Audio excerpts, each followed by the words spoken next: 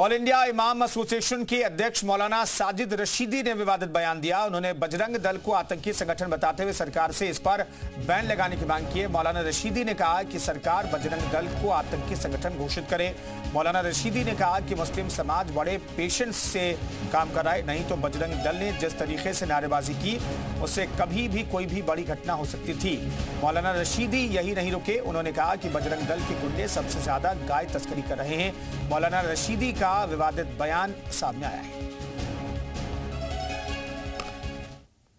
गंगों के अंदर इन्होंने जुलूस निकाला, भड़काऊ नारे लगाए। वो तो ये समझिए कि मुसलमान आज के वक्त में बड़े पेशेंस से काम ले रहा है, इसलिए कोई झगड़ा नहीं हुआ। नहीं तो जिस तरह की बातें गंगों के अंदर, जिस तरह के नारे इन्होंने लगाए हैं, उन नारों को सुनकर कोई भी आदमी भड़क सकता है और एक बहुत बड़ी घटना हो सकती थी। सरकार को चाहिए कि ये तंजीम गुंडागर्दी कर रही है, ये ऑर्गेनाइजेशन आतंकवाद फैला रही है, इसको आतंकवादी घोषित करे और इस पर बैन लगाए।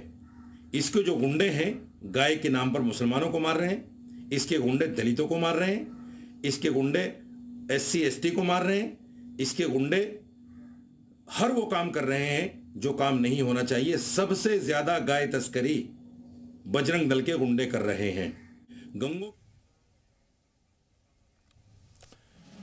तो मौलाना रशीदी का ये बयान कि बजरंग दल को आतंकी संगठन घोषित किया जाए, जिस तरह के बजरंग दल के कार्यकर्ताओं ने नारे लगाए उससे दंगा भड़क सकता था, ये मौलाना रशीदी कहने का प्रयास कर रहे हैं। लेकिन मुस्लिम समाज जो है बहुत सब्र रखे हुए है। मौलाना रशीदी का ये बयान है, बजरंग दल पर बैन लगाने की मांग की गई, आतंकवादी संगठन घोषित करने की मांग की है, गाय के नाम पर मुस्लिमों को मारा जा रहा है, ये आरोप लगाया है बजरंग दल पर मौलाना रशीदी ने।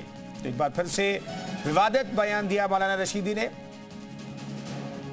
और उन्होंने बजरंग दल को आतंकी संगठन बताया है, आतंकी की तरह काम कर रहा है बजरंग दल।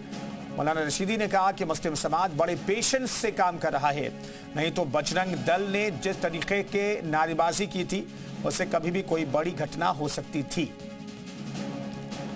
तो इस वक्त की बड़ी खबर आपको बता रहे हैं मौलाना रशीदी के बयान से जुड़ी हुई। उन्होंने कहा कि मुस्लिम समाज बड़े पेशेंस से काम कर रहा है, नहीं तो हिंसा हो सकती थी, ये मौलाना रशीदी का कहना है। बजरंग दल पर बैन लगाने की मांग की है, बजरंग दल को आतंकवादी संगठन बताया है, गाय के नाम पर मुस्लिमों को मारा जा रहा है।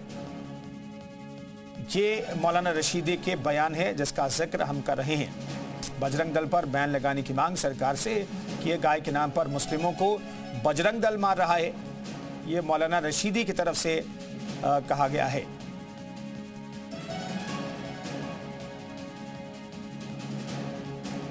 विनोद बंसल साहब हमारे साथ मौजूद हैं इस खबर पर बातचीत करने के लिए। बंसल साहब, ये रशीदी के बयान को लेकर के क्या कहेंगे आप?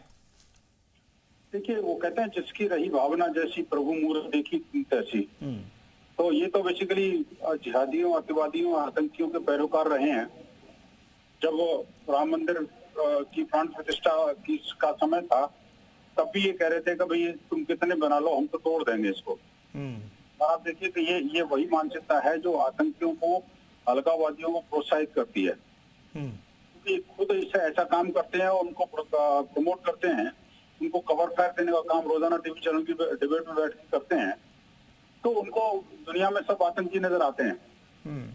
बजरंग दल के बारे में ये जानते हुए भी कि असंख्य सेवा कार्य वो कर रहा है। बजरंग दल देश के अंदर जो है आतंकवाद से लड़ाई लड़ने का काम करता है और ऐसे जो आतंकी मानसिकता के लोग हैं उनकी मानसिकता को ठीक करने का भी काम करता है।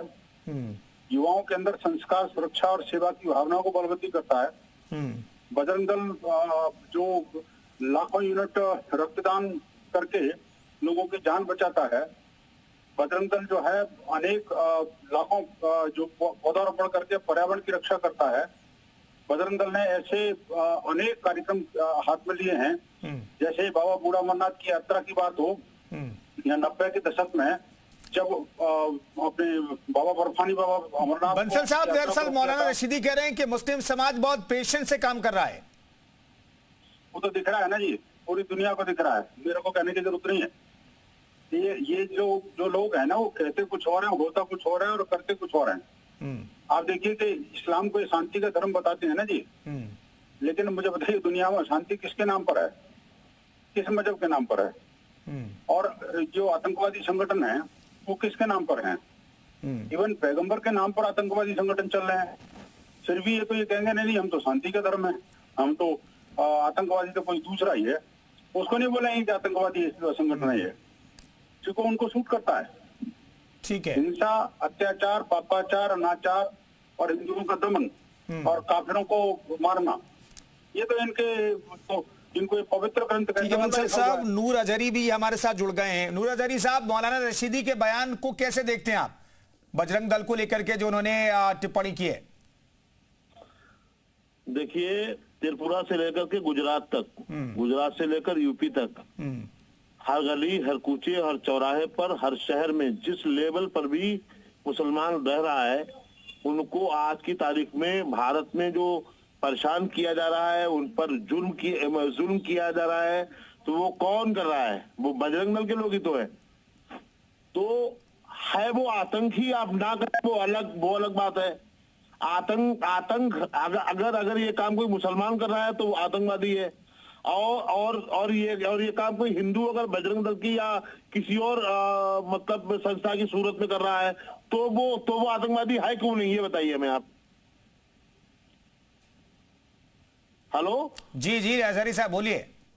हाँ, जब आप जिस जुर्म में मुसलमानों को आतंकवादी कह देते हो, बेधड़क, बिना सोचे समझे, कैसा जुर्म है, अदालत में कैसा जुर्म है बजरंग दल का? जुर्म तो बताइए हाफिज अजहरी साहब जी, कैसा जुर्म है? क्या कह रहे हैं भाई? नहीं, बजरंग दल का क्या जुर्म है? किसी को गोली मार दी बजरंग दल ने, कहीं पर विस्फोट कर दिया, कहीं पर साजिशें की, किसी का धर्मांतरण करा दिया। ये हमें बताइए, लीचिंग का क्या अपराध नहीं है? बताओ आप, लीचिंग अपराध नहीं है? लगती है भाई। हर तीसरे दिन भारत में हर तीसरे दिन भारत में एक लीचिंग हो रही है, किसी न किसी मुसलमान की। कर कौन रहा है? यही बजरंग दल वाले कर रहे हैं। और लीचिंग अगर आतंक नहीं है तो फिर आतंक कहते किसको है, ये बताओ आप हमें।